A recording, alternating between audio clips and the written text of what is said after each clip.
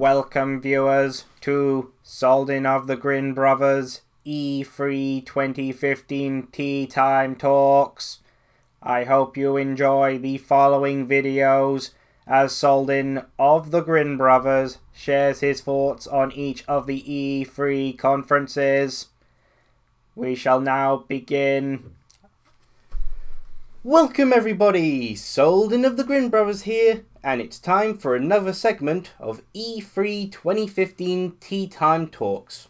This segment will be about the conference, or rather digital event, and of the company I always look most forward to each E3 year, and that would be Nintendo. Which was pretty obvious because Nintendo are the only ones who do a digital event. But yeah, I'll be straight up and honest about this. True, Nintendo's digital event this year wasn't great. It's probably not even good. However, I wouldn't call it bad. There are definite flaws to it, but my overall view is more that it was kind of average. Now, I come across from a very different viewpoint from a lot of other people when it comes to this digital event. After all, a lot of people are comparing it to last year's digital event, but I wasn't really all that impressed last year. I will admit, admittedly, straight up, Nintendo's digital event last year was better than what they had this year, but I didn't think it was tremendously good. You know, last year I actually felt Microsoft had the better sort of conference out of the companies I watched, which at the time was only Microsoft, Sony and Nintendo. This year I watched all of them except for the PC Gaming Show. So, again, I come across a very different viewpoint. So, a lot of people compare this digital event to last year's digital event, where they say it was all sort of really great things last year. Oh, sorry, I kind of kicked the table there. But for me, the digital event last year had some good stuff, but, you know, I felt there was a lot of flaws to it. You know, it was constrained to, like, the 1 hour. A lot of the sort of extra things were revealed after the digital event. For instance, Mario Party 10 and Fantasy Life, they weren't revealed until after the digital event was over and were shown off in the treehouse. There was a lot of Mario stuff last year, which admittedly I felt was a flaw for this year. And they showed off, you know, they only ever gave us a tease of Star Fox last year, and it wasn't really a proper reveal. I mean, this year, if I were to say what new announcements were there, I'd actually say count Star Fox Zero as a new announcement for this digital event rather than last year's, because last year's wasn't, you know, really an announcement at all. Not even a trailer of it. But yes. I won't defend it to the point of saying that this was a brilliant sort of digital event. But at the end of the day, I do feel it isn't quite the worst that could have happened. And at the end of the day, there's still more that I like from this digital event than, you know, game-wise, games I want, than there are in every single other one of the conferences at E3. Again, that's my taste, so sort of taking that into account, and that was likely to be the case regardless. Because I enjoy Nintendo games, so the games they tend to announce always tend to appeal to me much more. So let's see, there were a lot of games I did like being shown off, and I might as well start off with the very first one, with that being Star Fox Zero. On that note, I did like how, instead of the sort of robot chicken they had last year, they had Jim Henson Muppet puppets. And it's great using that because that does tie into Star Fox Zero, because the Star Fox characters were originally sort of inspired by Thunderbird and the whole puppet theme, which I thought was great. Star Fox Zero, it looks pretty awesome. I love the use of the gamepad, and the walker mode looks a lot of fun. I'm still a little confused, much like I think everyone else, on what exactly the game is per se. I'm assuming by reimagining it's effectively a reboot of the Star Fox series, which I'm not sure how I feel about that. I believe Command, you know, made things rather confusing. And Nintendo themselves haven't really worked on a Star Fox since, you know, Star Fox 64. Well, no, Command was worked by them. Yeah, it was Star Fox Assault, which was the Namco one. So yeah, not sure how I feel about that, because story-wise it's a bit in an odd place, but gameplay-wise, I really like the look of it. Graphics-wise, I like the look of it. A lot of people have been complaining about the graphics, but I'm not really seeing these problems. I mean, the textures don't look amazing, I guess, but I think the ships and the enemy ships and basically all look really good, and everything feels very vibrant and pop out. You know, space itself feels very colourful. Even the colour black seems very vibrant in it. But that was sort of what they opened up with, and I really like the look of it. They showed off more Yoshi's Woolly World. I kind of think they shouldn't have showed off more Yoshi's Woolly World because it's been shown off so many times. But I do like Yoshi's Woolly World, so it is a game that is interesting to me. But I kind of feel we've already sort of know enough about the game at this point. Still, always nice to see, and it is a game I'm looking forward to getting. Yeah, I've got a pretty good list here.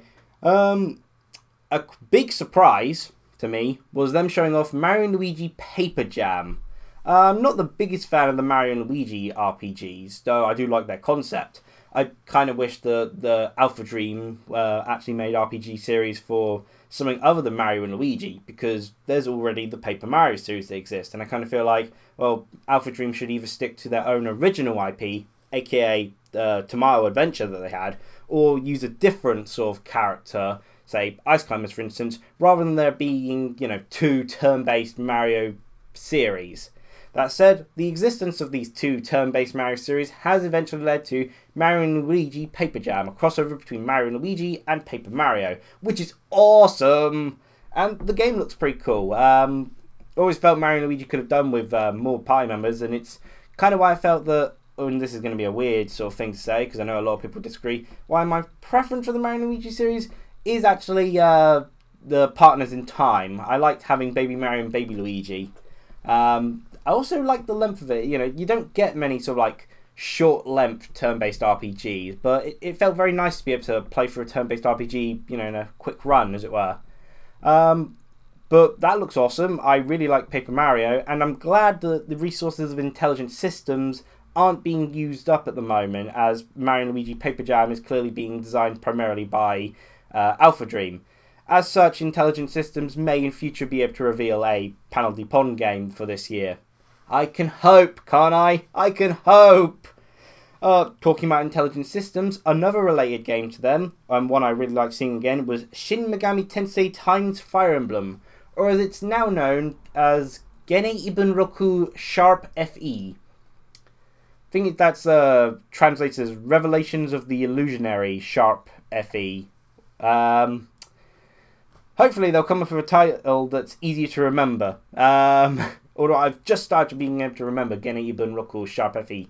They only showed a trailer for it, which was a little disappointing, because later in the treehouse they showed gameplay, and I kind of feel that they should have had more of an emphasis on gameplay in their trailer, and sort of being able to sort of try and show off a bit to the gameplay. I feel a lot of people, from what I've seen, seem to warm up to the game after they've seen gameplay footage of it.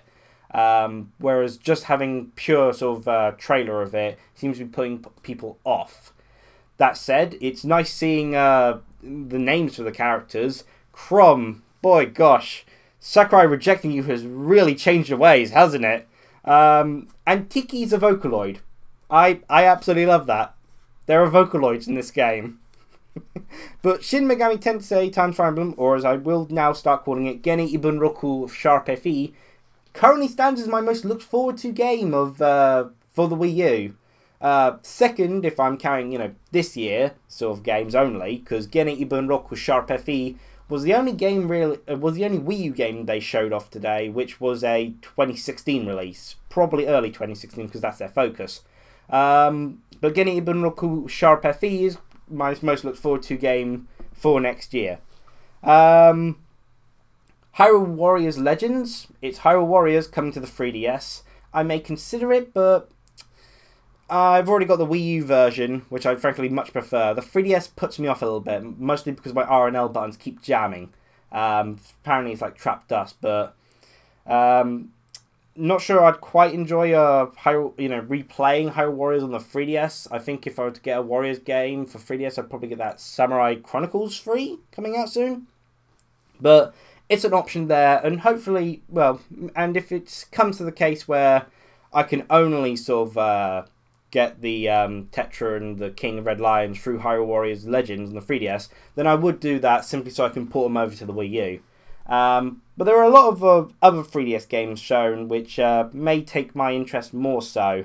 Triforce Heroes is effectively a successor to the Four Swords series, except you've got 3 links instead of 4. Which makes me really happy, and makes Raffi really, really happy, because his favourite Legend of Zelda is Four Swords Adventure. I really like the look of the game. I've got enough brothers with 3DSs to actually play 3-player Legend of Zelda Triforce Heroes, and you can put Link in a dress. That was absolutely hilarious, and I'm loving seeing people's responses to that. There's so many funny comics to be made. Controversial one, Metroid Prime Federation Force. I think a lot of people are overreacting to sort of the negativity. I mean, I can understand being disappointed, but I think some of the reactions are way over the top. I actually sort of like the look of the game, although I think actually people hating it so much has actually made me more interested in the game, more likely to be inclined to it. The other sort of big thing to interest me in the game at the moment is the fact that it's being made by Next Level Games. Honestly, I have more reason to be angry than any Metroid fan. At least you're getting a game. I was hoping, my second biggest hope for this Nintendo's E3 was getting Punch-Out U. I'm not likely to get Punch-Out U anytime soon. Understand how I feel!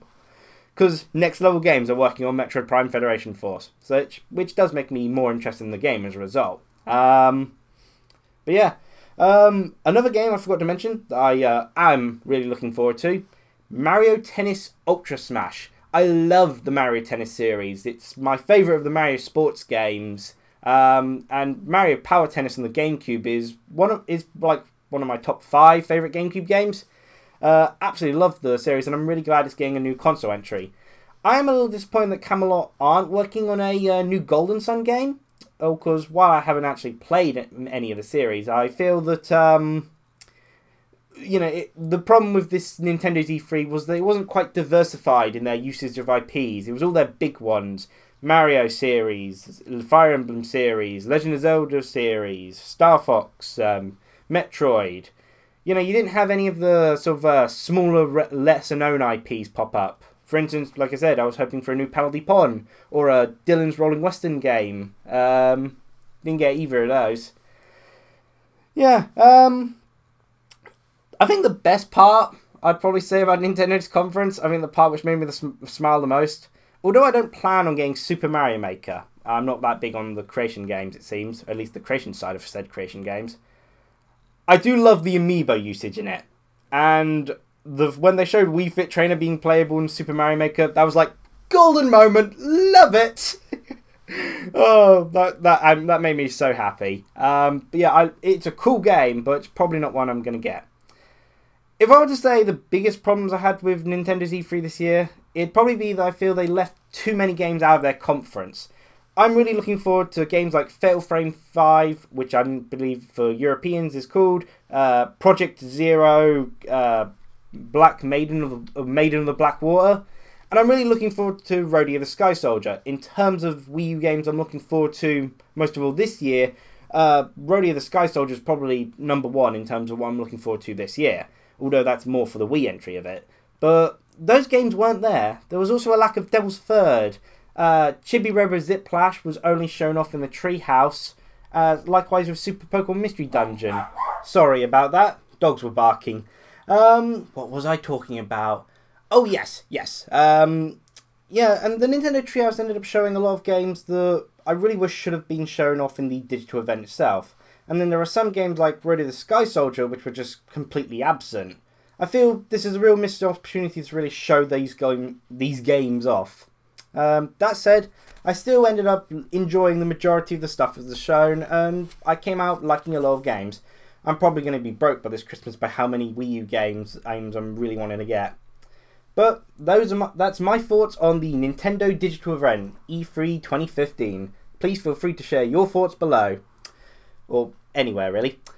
Cheerio!